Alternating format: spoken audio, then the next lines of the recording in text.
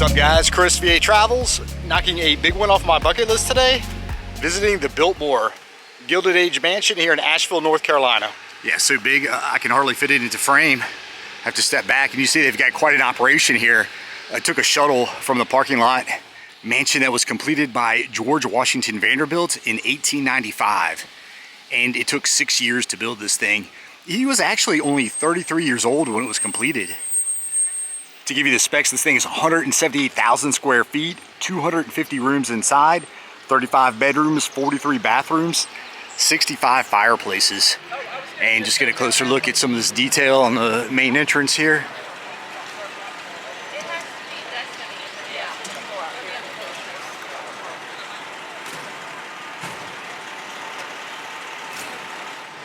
Oh, check it out. Night over here. And yesterday I bought a book on the architecture, so maybe I can find out what some of these characters are.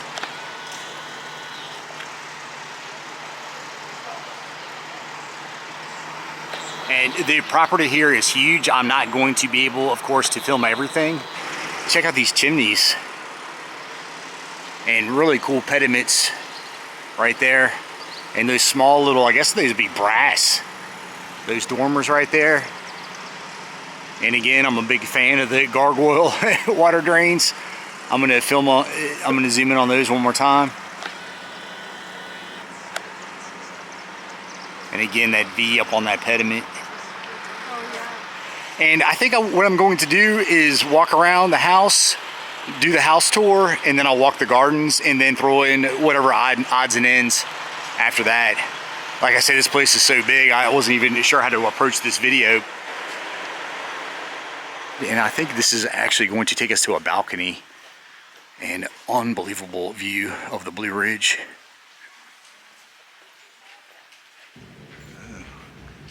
Looks like painted in Paris, France. Gassin.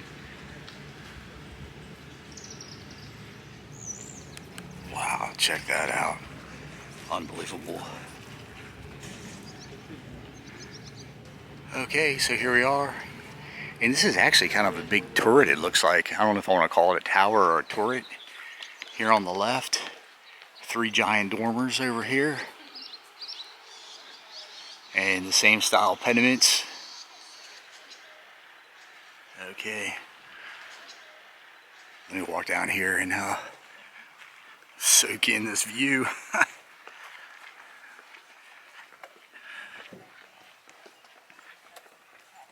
I don't know if I can get down to the back. I might just have to view it from this corner over here. They won't let you walk on it, but pretty cool little wraparound balcony right there.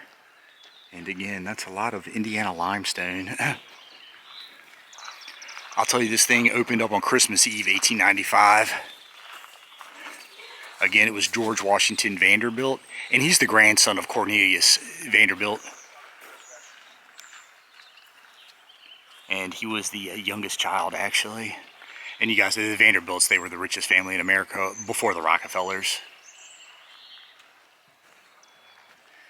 And a huge tower, and I know that there are 2 towers. There's a matching tower, which I guess you don't really get to view unless there's like a walking trail down there. And here it is, Smoky Mountains.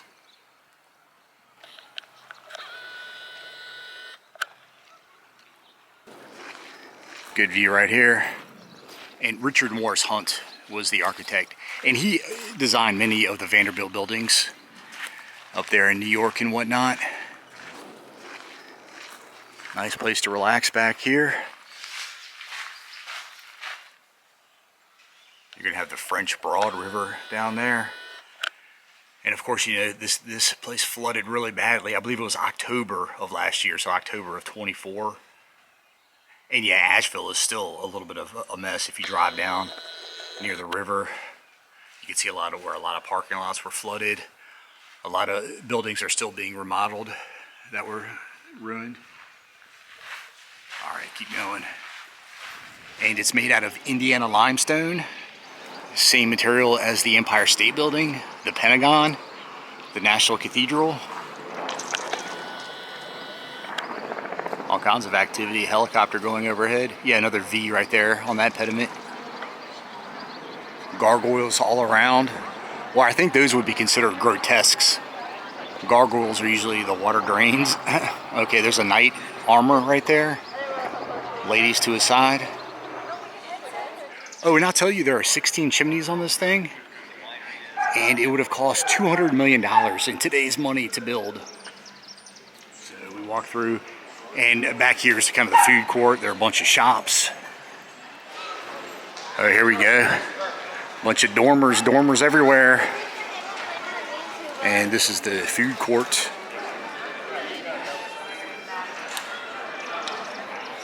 You can get a portrait back there. There's the Biltmore Dairy Bar. Beverages and coffee. Straight ahead bathrooms. And the stable cafe is where the old stable used to be. Right over there. And then over here is the courtyard market. You can grab a beer, more coffee. I'll just show you back here. And the stable cafe. Yeah, it's going to be straight back here. So back here we've got a Christmas past. The stable cafe. And then down there, the confectionery, bookbinder shop, and the carriage house cafe. Oh yeah, and the toy maker shop. Oh, also a few movies have been filmed here. Hannibal, Forrest Gump, Richie Rich.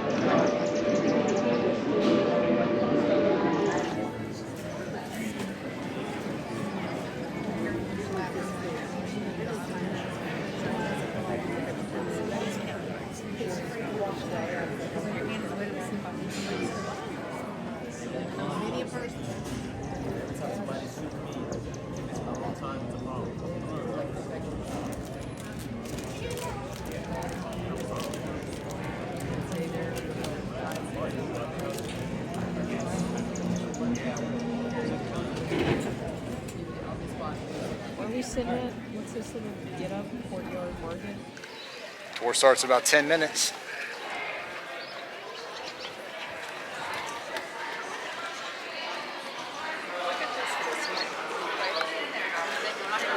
Let's see out there front door.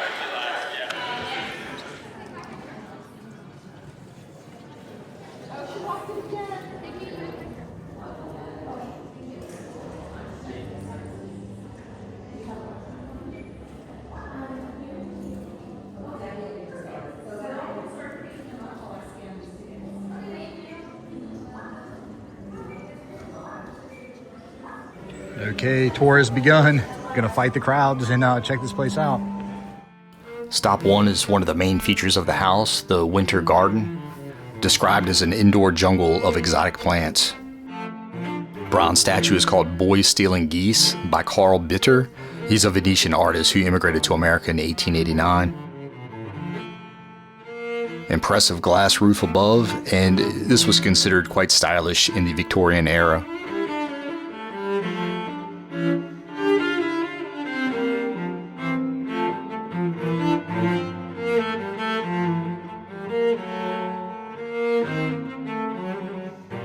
The billiard room, part of a series of rooms known as the Bachelor's Wing, and its retreat for the Vanderbilt's male guests. The settee and chairs were made in London, 1895.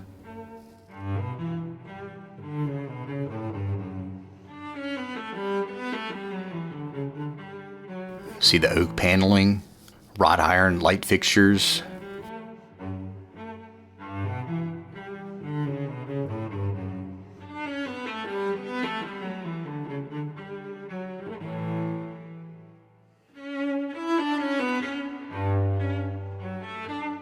Billiard tables are topped with 3 slabs of slate weighing 900 pounds.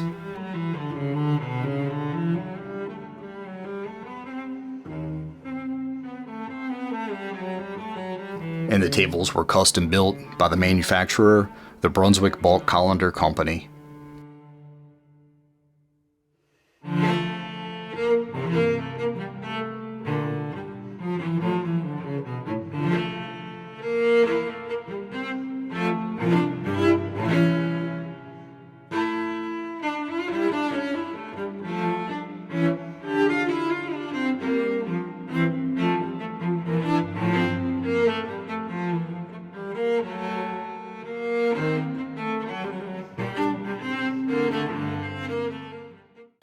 We're in the banquet hall, largest room in the house, 72 feet long, 42 feet wide, and this is where the Vanderbilts dined.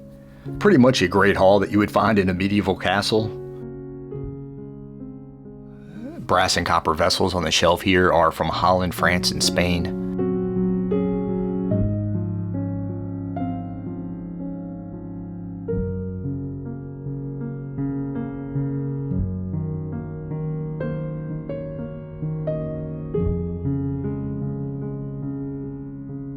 Oak dining table, and there are supposed to be 67 of these throne chairs in the room.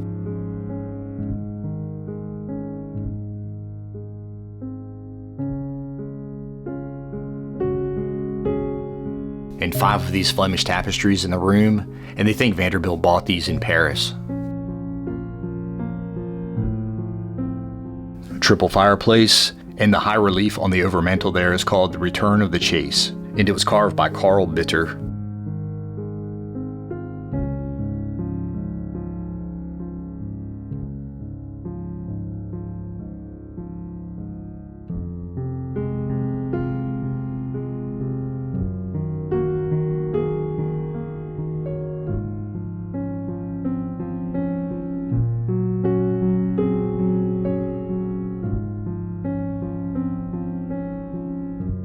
Wow, check out the plaster work. And these pendants hanging down, they're to represent acorns, one of the symbols found in the Vanderbilt family crest.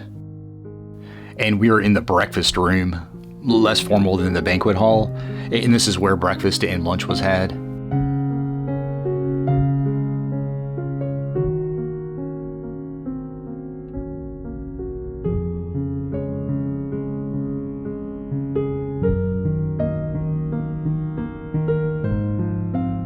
This is Mr. Vanderbilt's cousin, Virginia Purdy Bacon.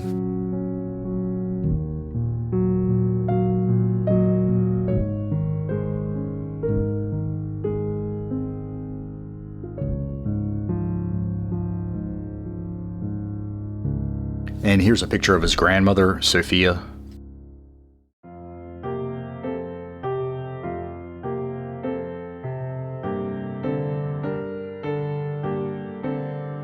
Made it into the salon, and this room remained unfinished during Mr. Vanderbilt's residence. In the 1920s, it was turned into a Turkish sitting room. In 1930, when the Biltmore opened as a museum, it was interpreted as a print room, and now designed to be just a formal sitting room.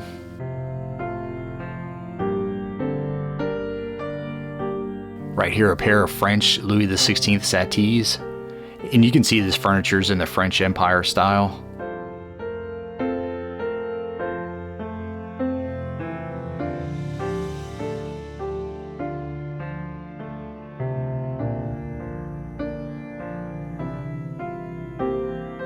Check out the wool tenting draped from the ceiling, and they say this was inspired by the Victorian passion for exotic Asian and Moorish decorating styles. And on the wall in the back here, 2 Claude Monet paintings. George Vanderbilt acquired these in 1892. This is the music room, decorated in the French Renaissance style, and it remained empty for 81 years and was opened in 1976.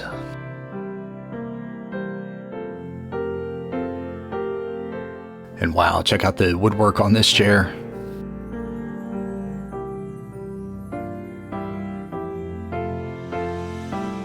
Above the fireplace is an 18th century painting of a woodcut known as the Triumphal Arch.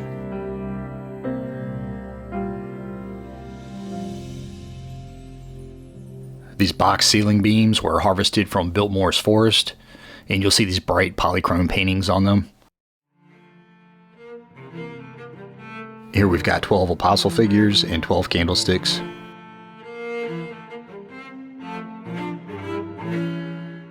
The paneling back there is red oak.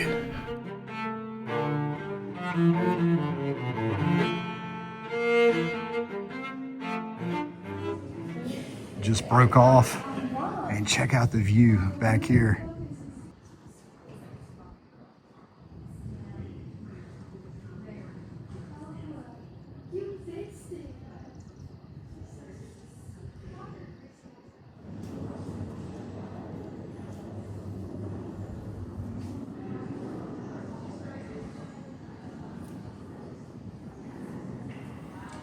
All right, let me continue the tour. This 90-foot long room is the Tapestry Gallery. It now serves as a sitting room, and it opens up off the main entrance hall. And it's used to display these 3 large tapestries that were woven in Brussels in 1530. And they're in pretty good shape. Most that I've seen that are this old haven't retained their color. While I browse the gallery, I'll give you some family history. Again, the house was built by George Washington Vanderbilt II. He lived here with his wife Edith. George ended up passing away from complications from an appendectomy in 1914. The house was eventually passed to their only child, Cornelia. In 1924, she married John Francis Amherst Cecil. He was secretary of the British Embassy. They ended up divorcing in 1934, and actually Cornelia had moved out. John stayed, and they had 2 children, George and William. After Cornelia passed away, the house moved into the hands of William, and George inherited the Biltmore farms. And George was actually the last Vanderbilt to live in the home. After that, the house was converted entirely into a museum. But the house is still owned by the Vanderbilt family.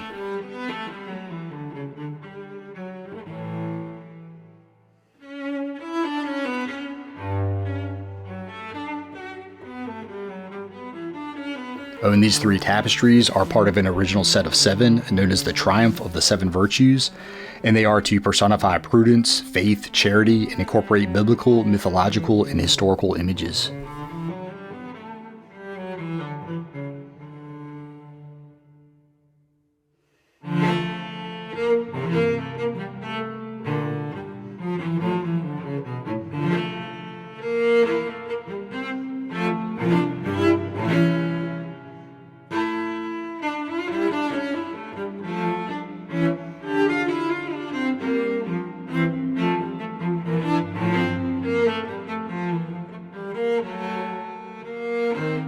Alright, on to the library. And it's said that this room best reflects Mr. Vanderbilt's intellect and personality. He was an avid reader with a collection of over 22,000 volumes.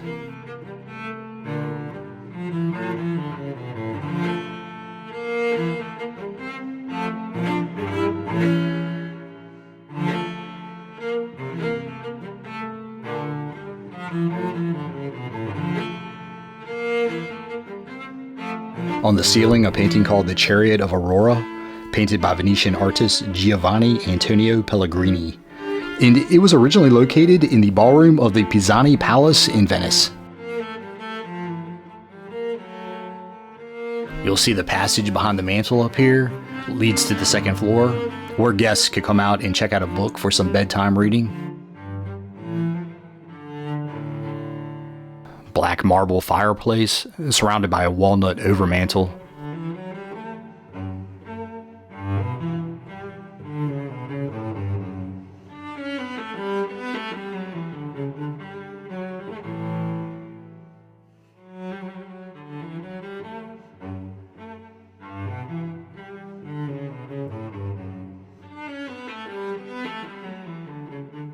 Oh, and some of these books date back to 1561.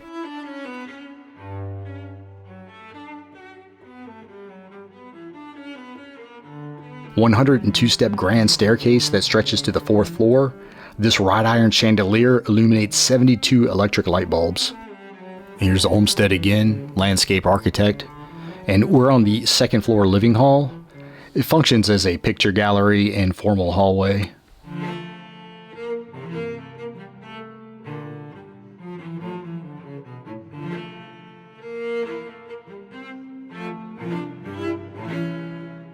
These armchairs are pretty similar to what we saw in the music room, just different upholstery.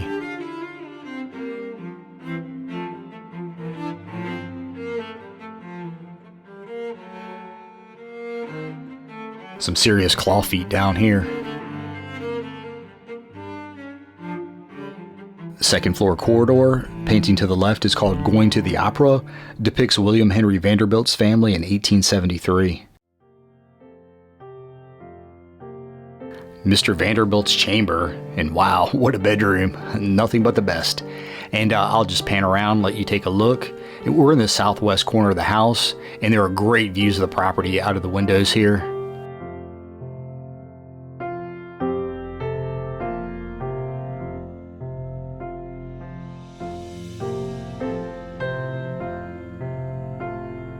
The furniture in the room is walnut, and you'll see everything is heavily carved and turned.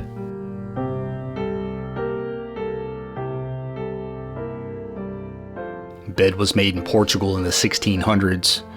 Again, walnut bed frame.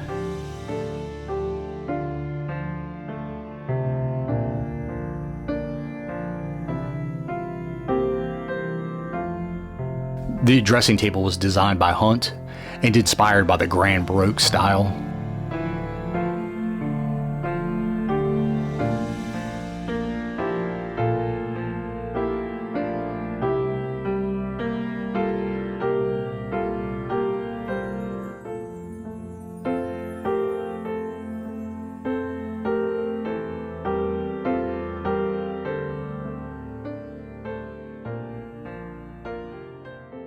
All right, on to the oak sitting room. In this room connected the couple's private bedrooms, and they sometimes had breakfast in this room.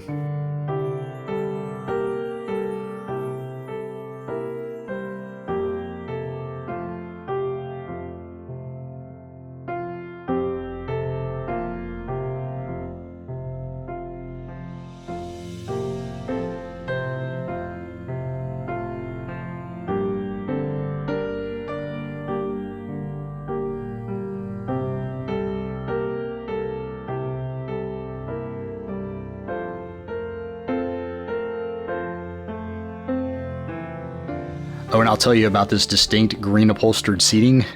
It's in the style of the famous sofa at the Knoll House in England. The painting on the wall there is of a young Cornelia. It was painted by a John DaCosta in 1906. Check out the intricate strap work on the plaster ceiling here, and the cool repeating coat of arms on the cornice frieze. And on the other end of the oak sitting room, this is Miss Vanderbilt's private chamber. It was decorated in 1897, not long after Mr. Vanderbilt had begun courting her. And to tell you a little bit about Edith, she's also a Knickerbocker. As a matter of fact, one of her ancestors was the first governor of Dutch colonial New York. She comes from a long line of respected judges, mayors, senators. And she was orphaned at the age of 10 and raised by her maternal grandmother in Newport, Rhode Island.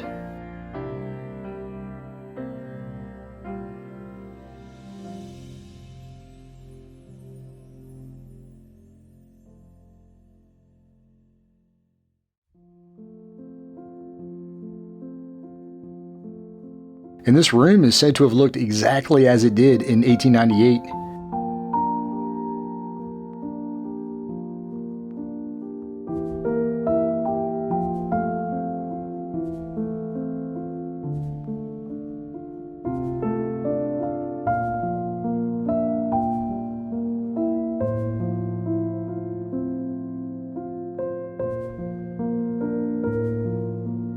And this is the third floor living hall. It served as another sitting room, an upstairs library. And it's a place where you can have tea, play parlor games, curl up with a book, or listen to the phonograph. And it says many of the decorative objects in the room came from the large art collection of Vanderbilt's father.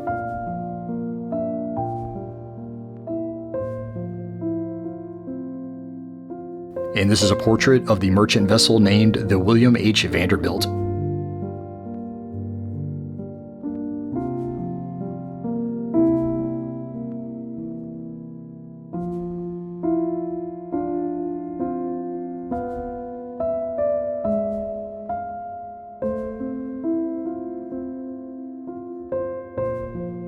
After walking down a long corridor, reach a room with a series of plaques giving a lot of information.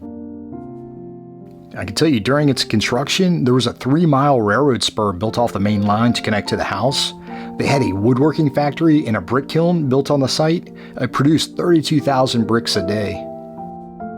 And the Biltmore closed during World War II. 62 paintings, 17 sculptures were moved out here from the National Gallery in D.C. It was to protect them in case the United States was attacked. Made it to the bowling alley, and this is one of the first bowling alleys to be installed in a private home. It was built by the same company that made the pool tables, and the balls were returned and the pins were set up by hand.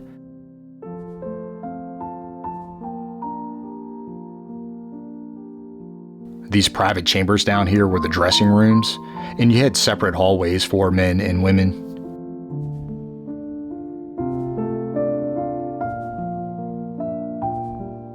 It made it onto the famous swimming pool, and this thing is 70,000 gallons, 53 feet long, 27 feet wide, and 9.5 feet deep. You'll see it has underwater lighting, safety ropes, and there's a diving platform. The recording had said there was no chlorine, so this thing had to be drained and refilled once a week.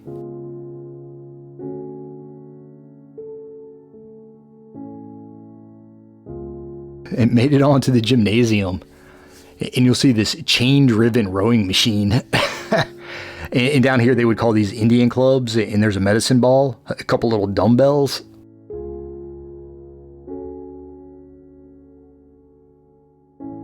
And I guess you would shower right next to people working out, but look, parallel bars, a ladder, more dumbbells, and there's a barbell down there.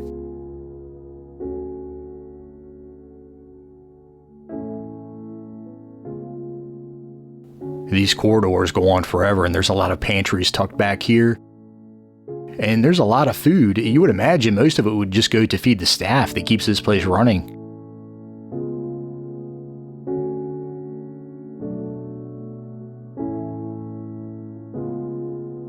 One bill of sale from 1896 recorded 28 pounds of lamb legs, 52 pounds of prime beef rib, 22 boiling and roasting chickens, 62 pounds of muskmelon, and 2 baskets of peaches.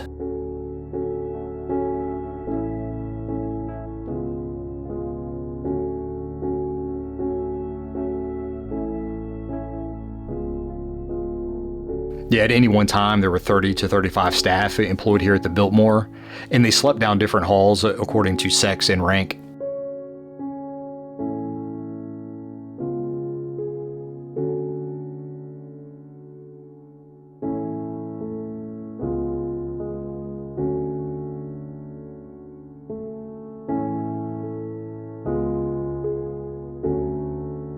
Onto the pastry kitchen, and the kitchen complex here was pretty much similar to a large hotel. Iron rotisserie that was fueled by coal, sometimes wood, and to the right there is an electric rheostat that would control the speed. You'll see a drip pan below, and there was a large overhead vent that drew off the smoke. And off to the main kitchen, and you guessed it, this is where most of the cooking was done. And a whole battery of copper pots and pans.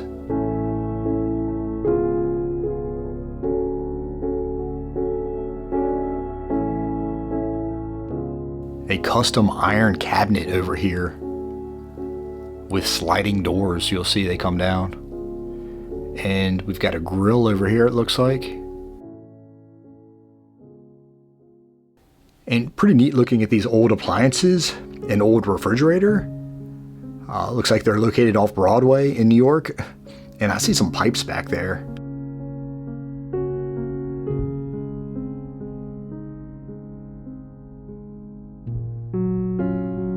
Push button dumbwaiter, and it runs 38 feet between the basement and the second floor.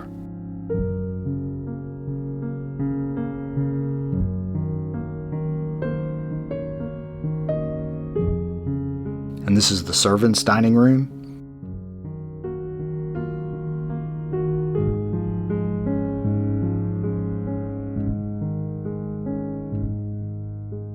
Tucked back here, we've got the motor that drives the fan, providing air to the banquet hall pipe organ upstairs.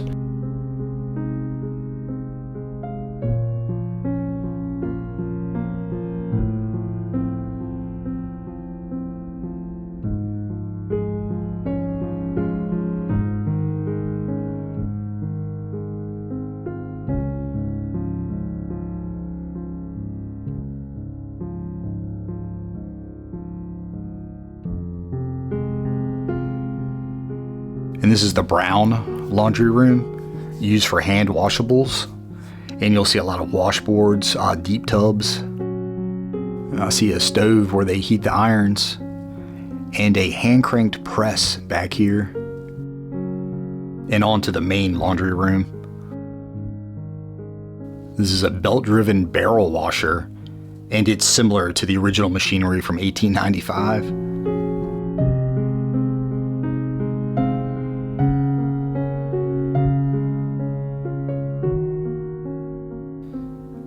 Okay, and you'll see where it was powered down there.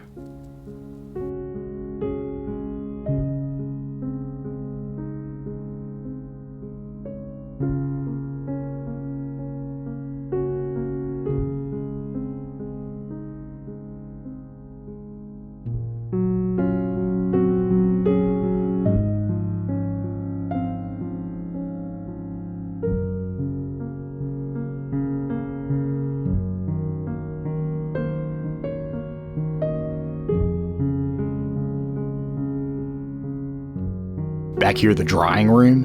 And to the left, you'll see these wooden racks where they could be pulled out where you could air dry your garments, or you could push them back into the niches where they would be heated with electric coils.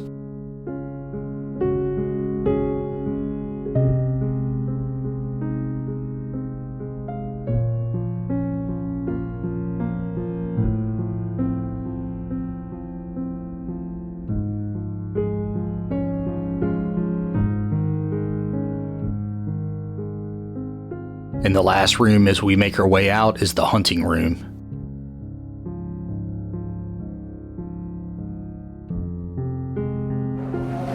And it looks like this is going to end the tour. Oh yeah, it says thank you. And right at the end they give you this free little past, present, and future booklet. Pretty cool.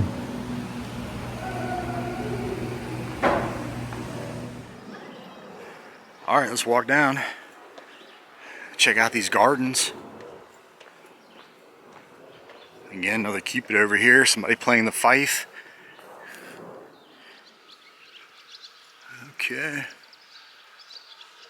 Oh, is that a cougar back there? Or a mountain lion or something? With a big paw. Map over here to give you an overview. And here's the main entrance if you're coming in from Asheville. Check in, you go up to the reception center, get your ticket. You drive the approach road, which is 2 or 3 miles to get to the parking lot. We parked in parking lot C, and then you take the shuttle up here to the mansion. And you can also drive to the deer park, and that's where the King Tut exhibition is. And then where a lot of people stay up there. The village, the Antler Hill Village, and the winery. Over here, plenty of gardens. Italian garden, shrub garden, spring garden, walled garden, rose garden, and azalea garden.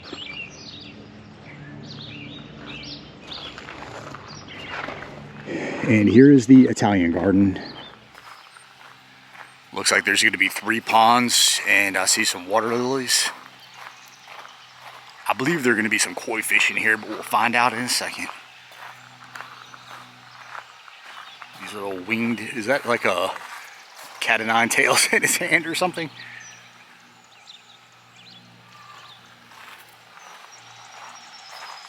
Yep, okay, yeah, koi fish down there. Oh, he's breaching the surface over here.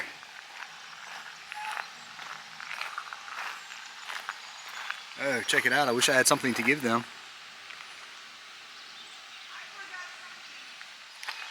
Whole school of them up here.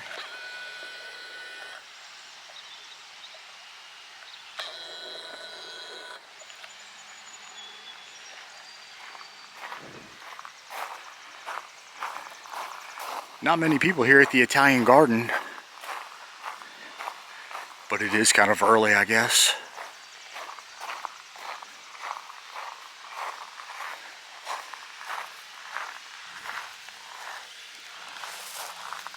Oh, all kinds of creatures down here. Are they like little tadpoles? Protect our fish and plants. Yellow irises over here. Kind of a neat place to sit down right there. What does he have in his hands?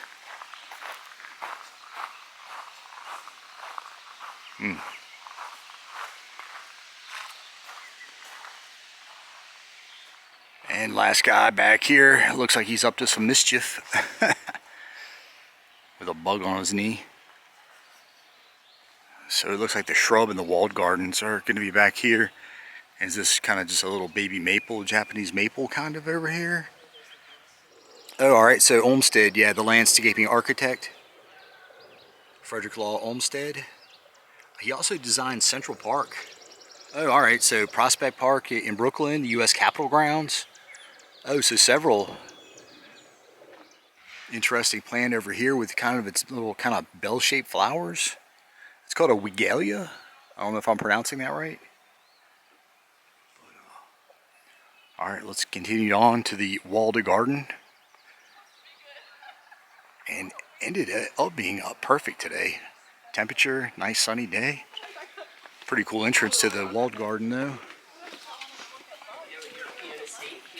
Alright, so watch for traffic when you come down here. Oh, so this is a pretty nice garden. Yeah, the wall garden is the place to be.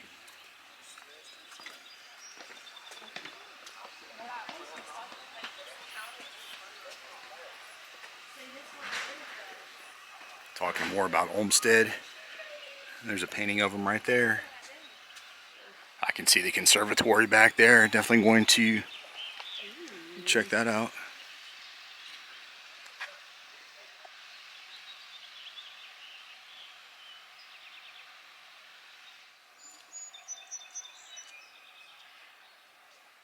Oh, these are pretty cool looking.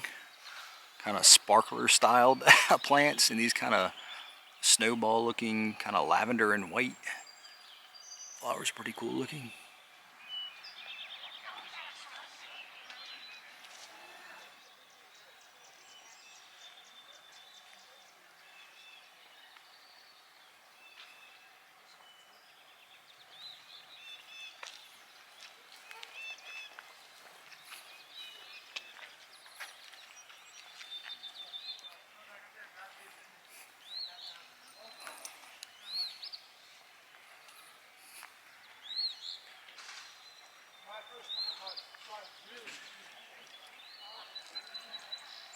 Tons of different types of roses all around.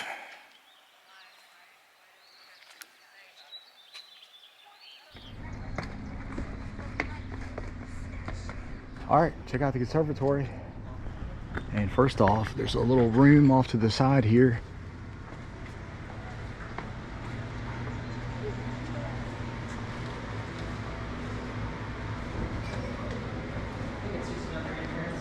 More of these irises. Oh. Yeah,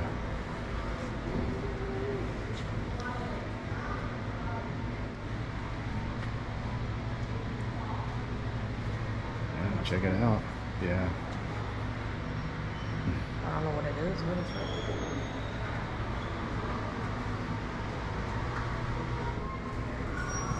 it? Okay, well, yeah, it makes sense. Seeing all these orchids, we're in the orchid room.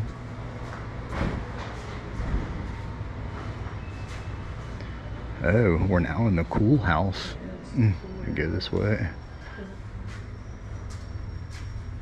I'm gonna have like 5,000 pictures of flowers now.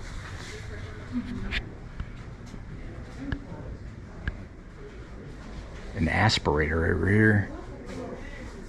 Does it say 130 degrees the needle's on?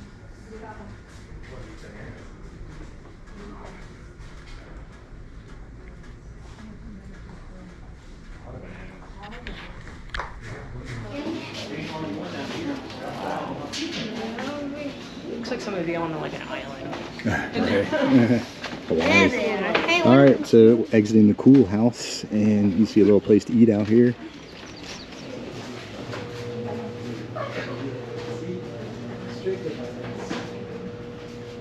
You got a rack of bananas over here.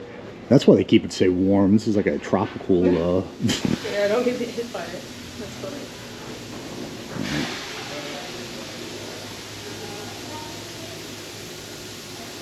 Oh, there's like a mist machine right there spraying. Oh, there's one right above you too. Okay. That's why I feel cold. These are pretty. Oh, this takes us out, I guess. Yeah, I think there's though more. Oh, wow.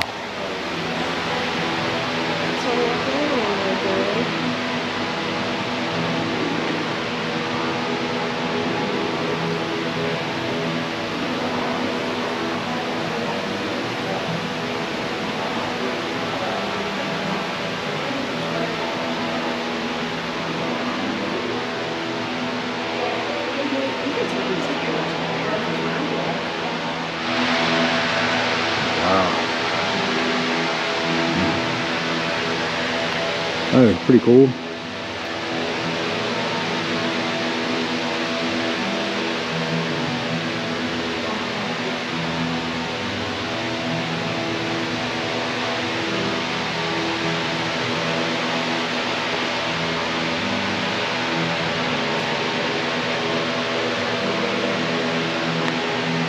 And more orchids over here. Over here's a triangle palm out of Madagascar. I think it might be dead, but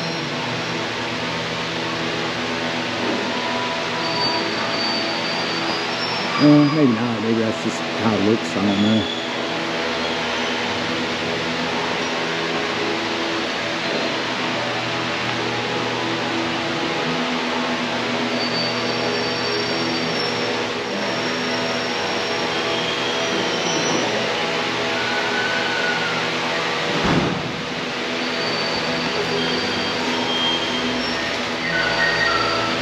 What are those?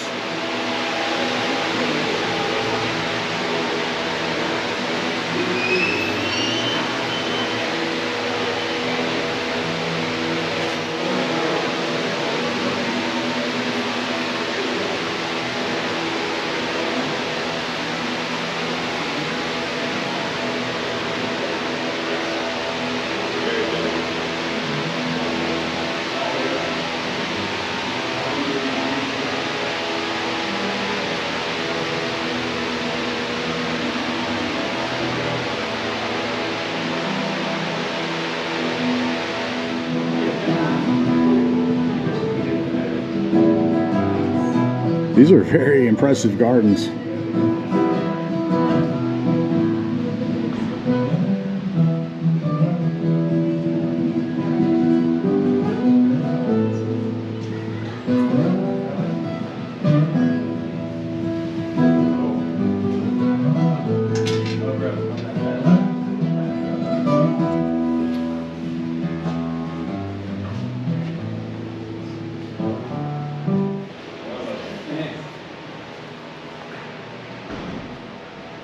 Little mandarins up there. Oh, here's another.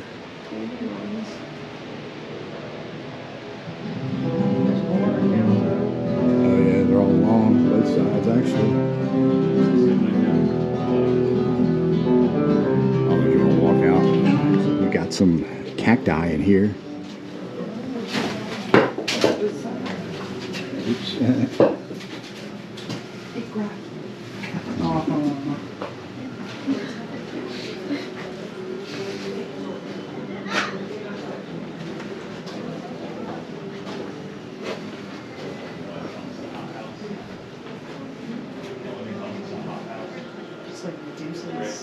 Yeah.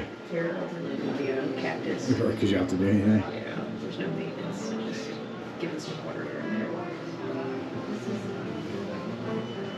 there. Crown of thorns down here. Again, Madagascar. So there's supposed to be milk inside these things. Slice it open.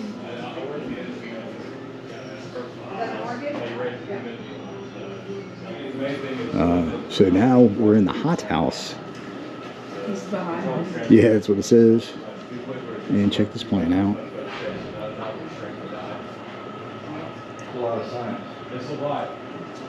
Yeah, orchids over here. Yeah, actually it doesn't. Maybe as we get deeper into it.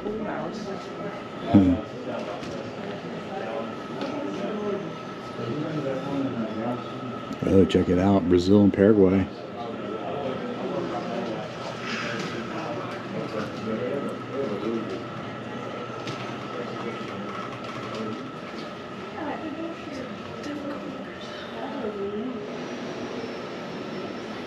Lady of the Night.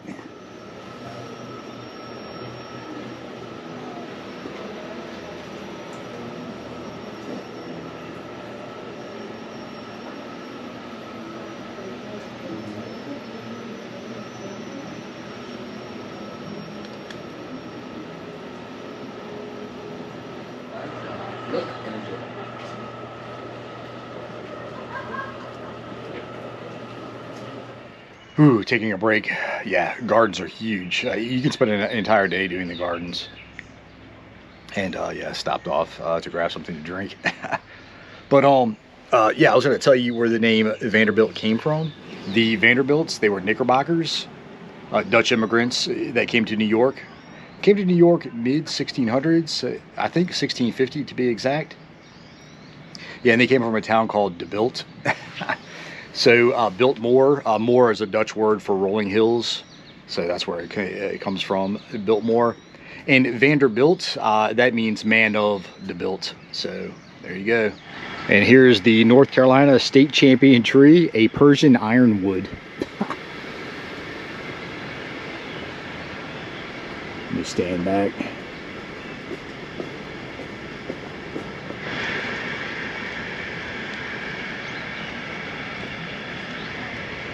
Look, state champion tree. We're in the azalea garden.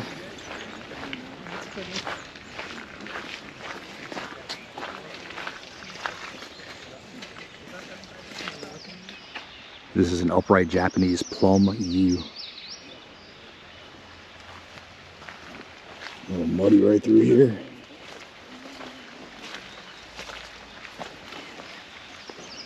Yeah. Crossing back over the creek.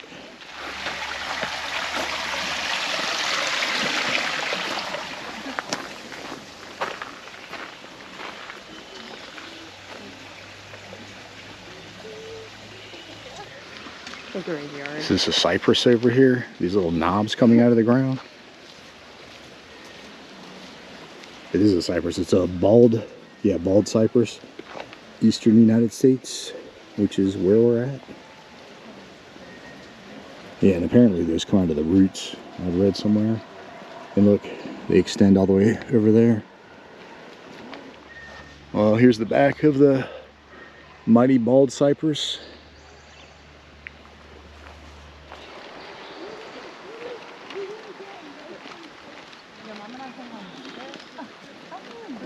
It's in here.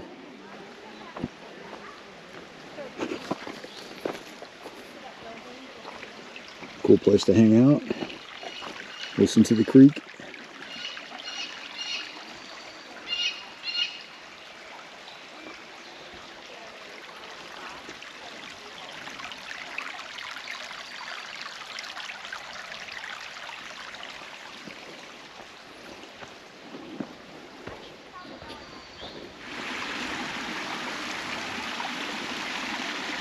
Small waterfall.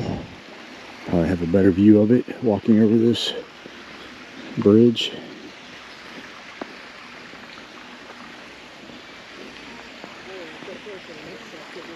There's a good shot right there. Makes it look like you're in the northwest part of the country. Alright, the Bass Pond. Island with a tree growing out of it in the middle.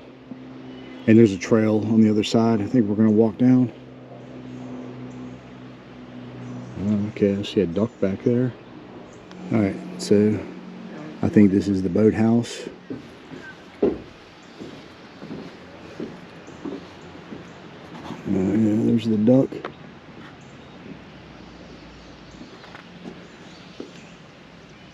Almost looks like a conch shell.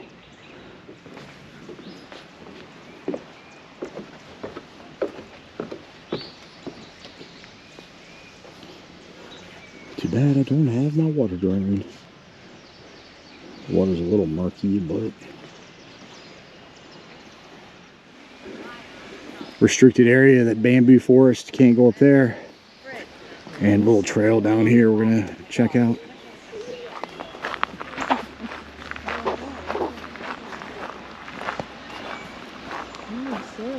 But we're going down to check out the Bass Waterfall.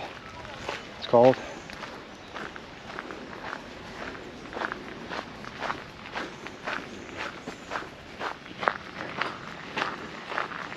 It's pretty nice. Another little island out there. All right, it's straight ahead. All right, halfway there. Pretty cool bridge straight ahead. And the waterfall is going to be to the right. Meadow trail breaking off to the right. And I can hear the waterfall, so it's got to be just right up here.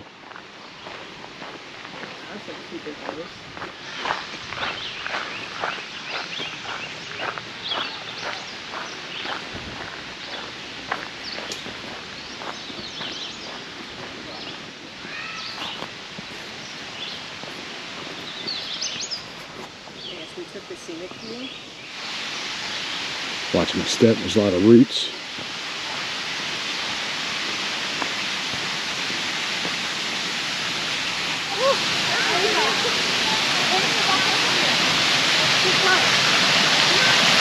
Oh, all right.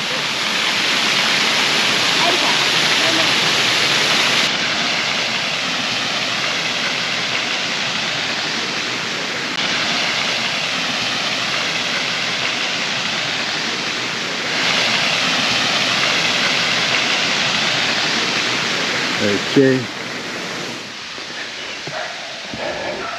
Be able to get a view from above. Yeah. Just saw a salamander run across. Oh yeah, I see him back there. Duck. Oh, here we are.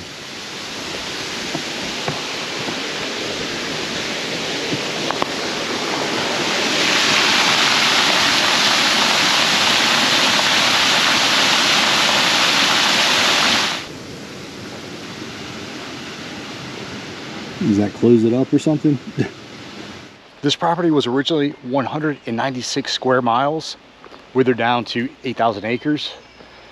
After Mr. Vanderbilt passed away, land was donated to what was it's become the National Pisgah Forest. These tulip poplars are flowering.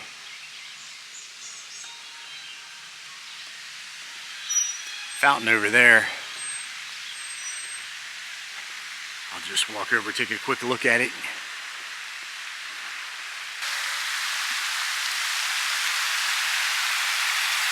In case you've never seen a fountain before.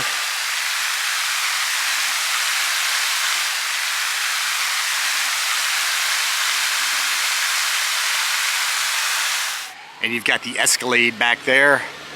And there's a statue of Diana at the top. Cool koi fish.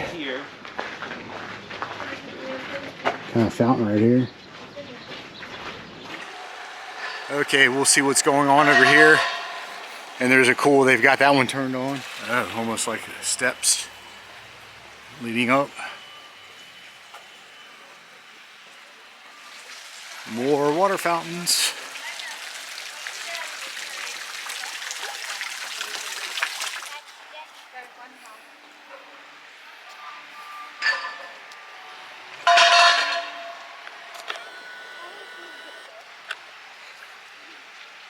Statue of Diana, right up here. All right, guys, made it. Got a tent set up back there. Oh wow, check this out. Again, Blue Ridge right behind it.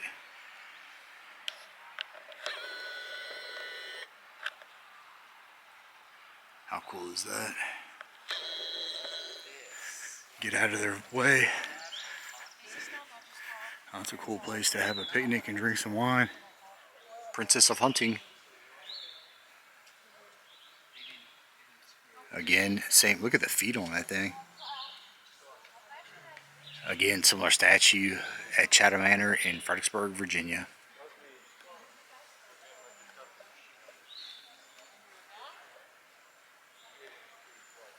Cool. Overlooking the Biltmore.